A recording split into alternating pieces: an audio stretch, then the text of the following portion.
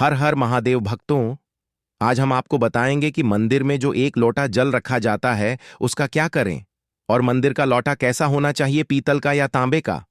कुछ लोग यह गलतियां कर देते हैं और बाद में पछताते हैं। ऐसी गलती आप कभी मत करना, नहीं तो कंगाल हो जाओगे, बर्बाद हो जाओगे। मंदिर में एक लोटा जल ऐसे कभी मत रखना। साथ ही जानिए दीपक घर में कौन से पदार्थ का रखना चाहिए। तांबे का, लोहे का, पीतल का, कांसे या फिर स्टील का या माटी का। कुछ लोग अपने पूजा घर में गलत तरीके से दिए को रखते हैं और उनका घर बर्बाद हो जाता है। और जानिए, दीपक की बाती कच्चे कलावे से बनाएं या रुई से या फिर सूती हाथ में बांधने वाले कलावे से। कुछ लोग दीपक जलाते समय भयंकर गलती कर देते हैं, जिस कारण उन्हें पितृदोष, शनि दोष, काल सर्प दोष, मंगल दोष, भयंकर से भयंकर गरीबी का दोष भी लग जाता है। दोस्तों, कुछ लोग यहां पर ऐसे भी होंगे जो इस वीडियो को बीच में ही छोड़ देंगे।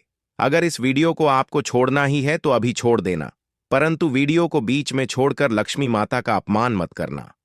दोस्तों, बहुत समय से आप लोगों के प्रश्न आ रहे हैं कि मुख्य द्वार पर जल छिड़कने का सही समय क्या होता है और सही विधि क्या होती है।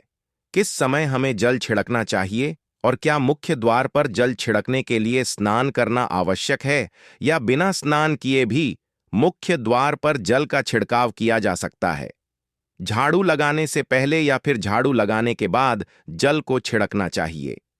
एक और प्रश्न आया है कि क्या पीरियड्स में हम अपने घर के मुख्य द्वार पर जल का छिड़काव कर सकते हैं या मुख्य द्वार पर दीपदान कर सकते हैं।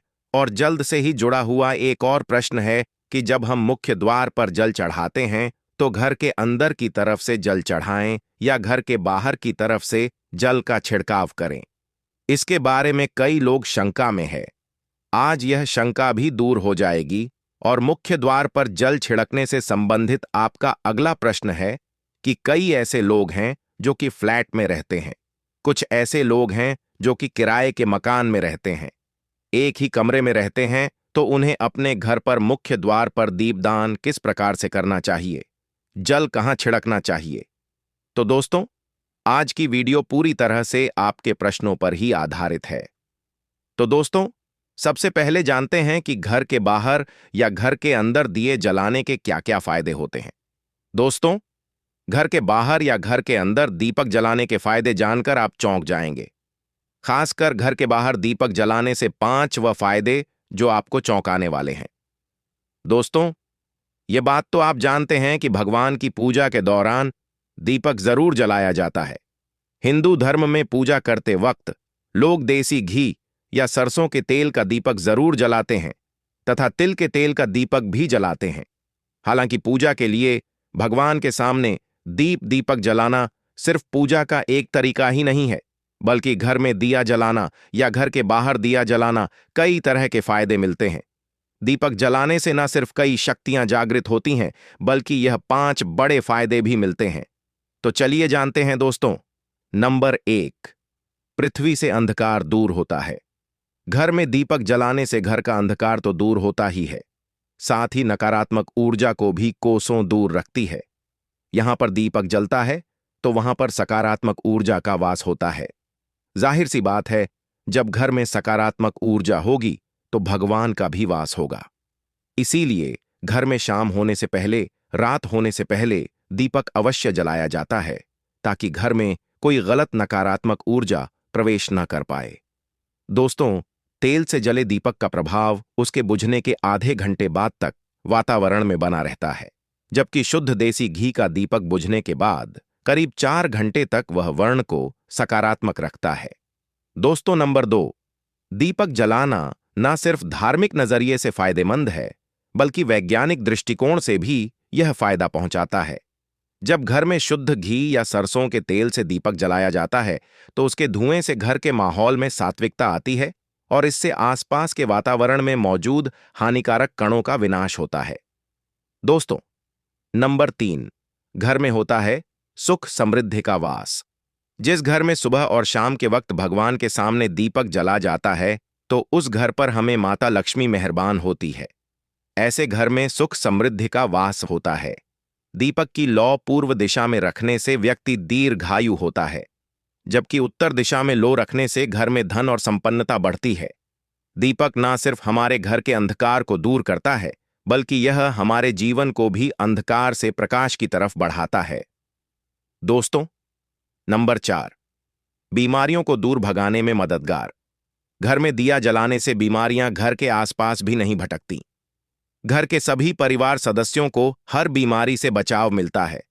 खासकर दीपक के साथ एक लौंग जलाने से इसका असर दुगना हो जाता है, जिसमें चर्म रोग दूर करने के सारे गुण मौजूद होते हैं। इसलिए घी का दिया जलाना सेहत के लिहाज से काफी फायदेमंद है। दोस्तों, बात करते हैं नंबर 5 की शक्तियां होती हैं। आकर्षित सनातन धर्म के अनुसार जिस घर में सुबह शाम दीपक जलाया जाता है तो वहां कभी अंधकार नहीं होता। उस घर में सुख समृद्धि का वास होता है। इतना ही नहीं, जलता हुआ दिया शुभ शक्तियों को चुंबक की तरह आपके घर की ओर खींचता है, जो कि आपके लिए बहुत ही शुभ माना जाता है। तो दोस्तों, अब जानते हैं कि मुख्य द्वार पर जल छिड़कने का सही समय क्या होता है और सही विधि क्या होती है।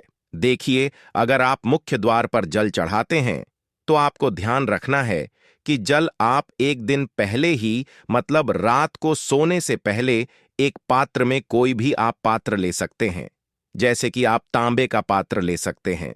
तांबे का ना हो तो आप पीतल का ले सकते हैं, स्टील का ले सकते हैं, चांदी का ले सकते हैं।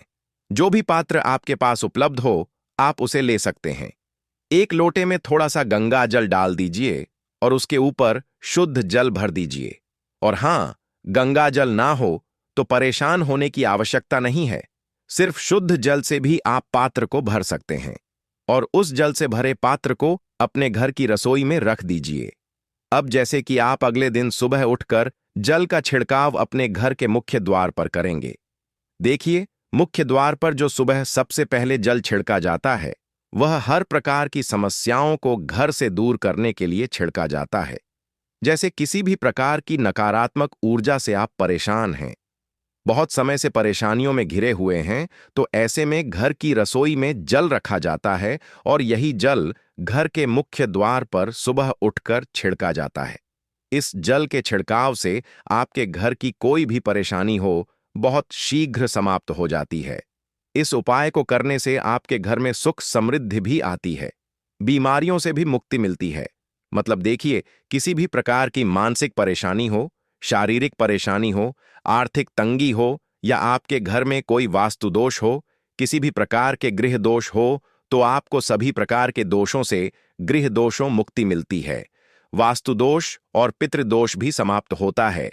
इसके साथ ही, जैसे कि बहुत से लोगों के प्रश्न होते हैं कि उनके ऊपर किसी ने कुछ कर करा दिया है, उनके परिवार में किसी भी प्रकार की पहले कोई परेशानी नहीं थी, लेकिन अब भी कुछ समय से परेशानियां लगातार आती ही जा रही और कोई रास्ता नहीं मिल रहा है।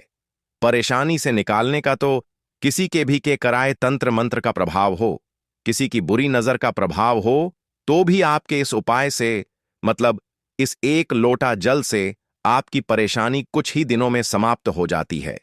तो यह घर की सभी परेशानियों से मुक्ति पाने का रामबाण और सबसे सरल, सबसे आसान उपाय होता है, जो हमारे शास्त्रों में वर्णित है। तो आप अपने घर की रसोई में एक लोटा जल रखें, रात में भरकर और तत्काल जल्दी उठकर उसे जल्द से अपने घर के मुख्य द्वार पर छिड़काव कीजिए। अब जैसे कि बहुत से लोगों के प्रश्न आते हैं कि यह जल हमें किस समय अपने घर के मुख्य द्वार पर छिड़कना चाहिए, तो देखिए, सुबह सूर्योदय होने से पहले इस जल का छिड़काव आपके घर के मुख्य द्वार पर हो जाना चाहिए। आप चाहे इसके बाद आप शुद्ध जल से, मतलब किसी भी दूसरे जल से, अपने घर के मुख्य द्वार को धोते हैं तो कोई समस्या नहीं है, लेकिन इस जल का छिड़काव घर के मुख्य द्वार पर सूर्योदय होने से पहले हो जाना चाहिए। अब दोस्तों, आपका अगला प्रश्न है कि क्या हमें स्नान करके इस जल का छिड़काव अपने घर के मुख्य द्वार पर करना चाहिए या फिर बिना स्नान किए भी कर सकते हैं। देखिए, यह जो हम जल चढ़ाते हैं, मतलब यह एक उपाय होता है, तो इसे हम स्नान करने के बाद नहीं करते हैं। सुबह जल्दी उठते हैं और उठकर सबसे पहले घर की रसोई में जाएंगे। उसके बाद उस जल को लेकर आप घर के मुख्य द्वार पर जाएंगे। मुख्य द्वार खोलकर मेन गेट खोल दीजिए और उसके बाद मुख्य द्वार पर इसी जल का छिड़काव कर दीजिए। और जल का छिड़काव करते समय अपने पितरों का ध्यान कीजिए, मां लक्ष्मी का ध्यान कीजिए, क्योंकि कहा जाता है कि सुबह सुबह मां लक्ष्मी प्रत्येक द्वार पर आती है, सबके द्वार पर आती है, जिनके भी द्वार खुले होते हैं, जिनके घर में जल का छिड़काव मुख्य द्वार पर हुआ रहता है, उसके घर में प्रवेश कर जाती है। तो आप माता लक्ष्मी का अपने मन में ध्यान कीजिए और एक तरह से प्रार्थना कीजिए, हे मां लक्ष्मी, आप मेरे घर में प्रवेश करें, आपका स्वागत करने के लिए मैं तैयार हूं। और उसके बाद अपने पितरों का ध्यान कीजिए, क्योंकि जो हमारे घर की दहलीज होती है वहीं पर पितरों का वास माना जाता है। तो जब आप दहलीज पर जल के छींटे देते हैं तो आपके पितर बहुत प्रसन्न हो जाते हैं और उनका आशीर्वाद भी आपको प्राप्त होता है।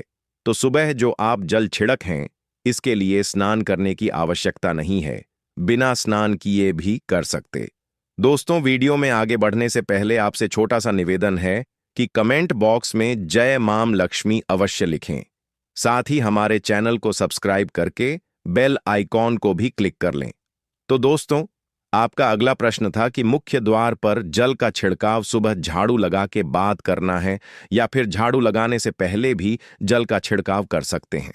तो देखिए, जैसे मैंने आपको पहले ही बताया था कि उठने के बाद सबसे पहला कार्य जो आपको करना है वह जल का छिड़काव ही करना है। उसके बाद आप झाड़ू लगा सकते हैं। लेकिन एक चीज का ध्यान रखिए, जब हम सोकर उठते हैं तो सबसे पहले बिस्तर पर बैठे हुए ही अपने दोनों हथेलियों को एक साथ देखना चाहिए और हथेलियों को देखते हुए मां लक्ष्मी का ध्यान करना चाहिए। कर ग्रवस्थे लक्ष्मी कर मध्य सरस्वती कर मूल्य तू ब्रह्मा प्रभाते कर दर्शन। दोस्तों, इस मंत्र का उच्चारण आप चाहे तो कर सकते हैं, नहीं करते हैं तो भी कोई बात नहीं। उसके बाद दोनों हाथ जोड़कर सभी देवी देवताओं को प्रणाम किया जाता है और उसके बाद अपने हाथ से पृथ्वी का स्पर्श करते हैं, धरती को छूकर प्रणाम करते हैं 2 बार या 3 बार और उसके बाद अपना दाहिना पांव पृथ्वी पर रखते हैं। उसके बाद ही बाकी के जो सभी का कार्य होंगे वह उसके बाद ही किए जाएंगे। जल का छिड़काव आप उसके बाद ही करेंगे, मतलब सुबह उठने के बाद सबसे पहले हथेलियों के दर्शन, फिर धरती को प्रणाम कीजिए, फिर धरती पर पैर रखें और उसके बाद रसोई में जाकर आपको जल लेना है और घर का मुख्य द्वार खोलकर मुख्य द्वार पर जल का छिड़काव करना है, मां लक्ष्मी का और अपने पितरों का ध्यान करना है।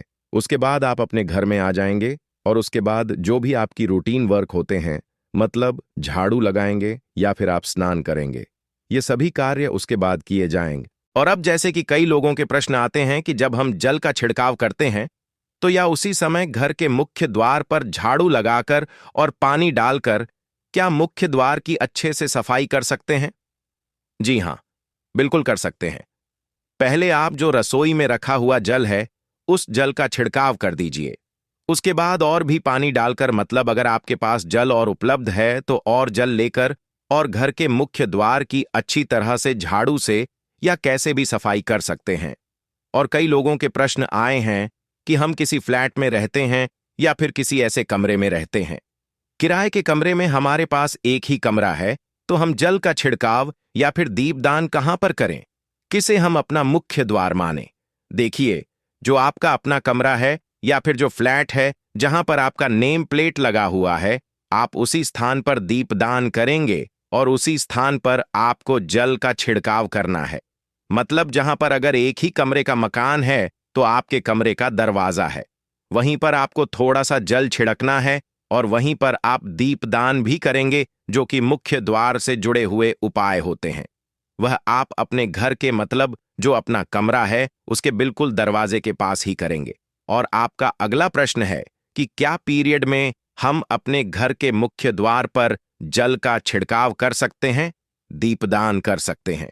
तो देखिए, जल का छिड़काव करने के लिए पीरियड हो या ना हो उससे कोई फर्क नहीं पड़ता, जल का छिड़काव कर सकते हैं। रही बात दीपदान की, तो दीपदान देखिए कार्मिक पूजा में आ जाता है और कार्मिक पूजा हम बिना शुद्ध हुए नहीं कर सकते हैं, मतलब पीरियड समाप्त होने के बाद ही आप कर सकते हैं। दोस्तों, बाकी जल का छिड़काव आप कभी भी कर सकते हैं, पीरियड्स में भी सकते हैं, कोई समस्या नहीं है। और अब आपका प्रश्न है कि क्या मंदिर में जो हम जल रखते हैं क्या वह रखना जरूरी है, और अगर हम रखते हैं तो उस जल का क्या करें? देखिए, मंदिर में जल रखना बहुत आवश्यक है, जल एक ऐसी चीज होती है जिसमें सभी प्रकार की जो एनर्जी होती है वह जल में समाहित हो जाती है। जो हम पूजा पाठ करते हैं, मंत्रों का जप करते हैं या वहां पर प्रार्थना करते हैं, जो भी हमारे अपने मन की कामना भी कहते हैं, भगवान से तो सभी चीजें उस जल में समाहित हो जाती हैं। इसीलिए पूजा करने से पहले घर के मंदिर में एक लोटा जल रखा जाता है और उसके बाद दीपदान मतलब एक दीपक प्रज्वलित कर दिया जाता है। यह अग्नि और जल का एक तरह से बैलेंस भी हो जाता है और इसलिए शास्त्रों के अनुसार घर के मंदिर में एक लोटा जल हमेशा होना चाहिए और दीपक भी प्रज्वलित करना चाहिए। तो अब इस जल का करना क्या चाहिए? देखिए, जब हम जल रखते हैं, सुबह की पूजा में रखते हैं, मतलब सुबह है जो हम पूजा करते हैं, प्रातःकालीन पूजा, उस समय जल रखा जाता है और वह जल हम अगले दिन उठाते हैं। मतलब जब आप अगले दिन पूजा करने जाते हैं तो सबसे पहले तो उस जल का प्रयोग सुन लीजिए। आप अपने घर के सारे कमरों में मतलब पूरे घर में उस जल का छिड़काव करते हैं तो इससे आपके घर शुद्ध हो जाता है, क्योंकि वह बहुत ही पॉजिटिव एनर्जी से भरा हुआ जल होता है। इससे कई बीमारी भी दूर हो जाती है। उस जल का छिड़काव करने से किसी भी प्रकार की नकारात्मक ऊर्जा का प्रवेश आपके घर में नहीं होता। किसी भी प्रकार की परेशानी आपके घर में हो, अगर आप नियमित तौर पर उस जल का छिड़काव करें, अपने घर में तो निश्चित ही आप परेशानियों से मुक्ति पा जाते हैं। कई बार होता है ना कि आप लोगों के प्रश्न आते हैं कि दवाई तो हम कर रहे हैं लेकिन दवाई हमें लगता ही नहीं है, दवाई का कोई प्रभाव ही देखने को नहीं मिलता। तो ऐसे में अगर दवाई के साथ साथ उस जल को पीने के लिए रोगी को दिया जाए, यानी मेडिसिन इसी पानी से अगर खाई जाए, तो बहुत अच्छी दवाइयां काम करने लग जाती है। और जैसे कि परिवार में अगर बहुत अधिक क्लेश रहता है, हमेशा आपस में हर बात पर मतभेद होता है, तो परिवार के सभी सदस्य इस जल में से अगर थोड़ा थोड़ा पीते हैं तो धीरे धीरे विचारों में परिवर्तन आने लग जाता है। सकारात्मक विचार सभी के होने लग जाते हैं और आपस में समन्वय होने लग जाता है। घर से कलह, क्लेश और मतभेद हमेशा के लिए समाप्त हो जाते हैं। और मंदिर में रखे हुए जल का अगला उपाय क्या है? देखिए, अगर आप कोई दुकान करते, कोई व्यापारिक स्थल है आपका, तो प्रतिदिन इसी जल में से थोड़ा सा जल ले जाकर दुकान पर, व्यापारिक स्थल पर छिड़काव कीजिए। इससे आपका दुकान, आपका काम बहुत अच्छा चलता है। मतलब किसी भी प्रकार की परेशानी आपके व्यापारिक स्थल पर नहीं आती है, क्योंकि जैसा मैंने आपको बताया, यह जो जल होता है बहुत पावरफुल होता है, बहुत पॉजिटिव होता है। मंदिर में रखा एक लोटा जल पावरफुल और पॉजिटिव से भरा क्यों होता है? क्यों इसमें सकारात्मक ऊर्जा का भंडार होता है? आइए जानते हैं। देखिए, जल जो होता है, अमृत हुआ, मीठे मीठे फल हुए, भोजन हुआ, अनाज हुआ, उससे भी बढ़कर माना जाता है। देवी देवता आपके दिए हुए इसी जल को ग्रहण करते हैं। मंदिर में एक लोटा जल रखना उतना ही जरूरी है जितना आप सुबह, दोपहर, शाम का भोजन करते हैं। जब हम भगवान की पूजा करते हैं और तांबे के पात्र में या पीतल के पात्र में एक लोटा जल जरूर रखते हैं। जल जो होता है सागर रूपी होता है और यही सागर आपकी नया पार लगता है। मंदिर में एक लोटा जल रखने का कारण एक और यह होता है कि जो लोग भगवान को रोजाना भोजन नहीं करा सकते, तो वह मंदिर में एक लोटा जल रखते हैं ताकि भगवान इसे ग्रहण करें और यह रूपी प्रसाद इसके अगले दिन या सुबह के समय आप प्रसाद समझकर ग्रहण करें। लेकिन याद रहे, मंदिर में रखा लोटा जल कभी भी तुलसी में अर्पित नहीं करना चाहिए क्योंकि यह जल सभी देवी देवता ग्रहण करते हैं, तो इसीलिए तुलसी में डालना वर्जित है। लेकिन हां, अगर आपके घर में लड्डू गोपाल है, राधा कृष्ण है और आप एक लोटा जल उनके लिए अर्पित करते हैं, तो आप अगले दिन यानी सुबह के समय वह जल तुलसी में चढ़ा सकते हैं। मंदिर में जो एक लोटा जल रखा होता है, उसके अगले दिन यानी सुबह के समय आप इस जल से अपनी आंखें जरूर धोया करें। इससे आंखों में रोशनी बढ़ती है और आंखों में जितनी भी बीमारी आ जाती है वह दूर होती है। शास्त्रों के अनुसार जो लोग मंदिर में एक लोटा जल भरकर नहीं रखते, तो उनके घर में अकाल पड़ जाता है, घर कंगाल हो जाता है, बर्बाद हो जाता है, परिवार में मुसीबतें आज आ जाती हैं और गरीबी का आगमन हो जाता है।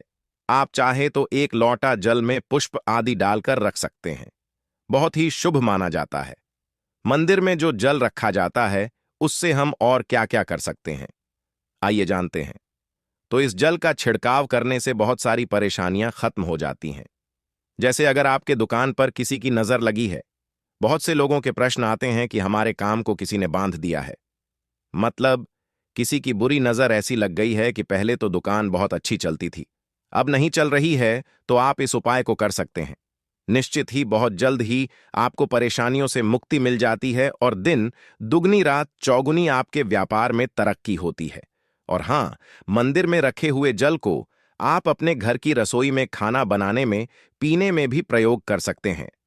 लेकिन खाना बनाने में प्रयोग तभी कीजिए जबकि आपके घर में बिल्कुल सात्विक भोजन बनता हो। मतलब लहसुन प्याज अगर आपके घर में बनता हो तो खाना बनाने में इस जल का प्रयोग नहीं किया जा सकता है।